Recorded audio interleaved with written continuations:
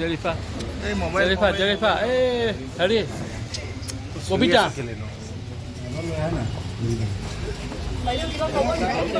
It's a conspiracy of Congress to stop my pen. It's a bailable offense, but in my case, it is not bailable. Why? My question is that why in my case defamation is not bailable? Because defamation is a bailable offense. আপুনি যিখিনি লিখিছে সেইখিনি বাইদেউ কি বুলি ক'ব? বাকিখিনি কোৰ্টত কম। বাকিখিনি কোৰ্টত কম। আপোনালোকক যিমানখিনি ক'ব লাগে বাকিখিনি কোৰ্টত কম। It's a conspiracy. It's a conspiracy of Congress to stop my pen. That's it.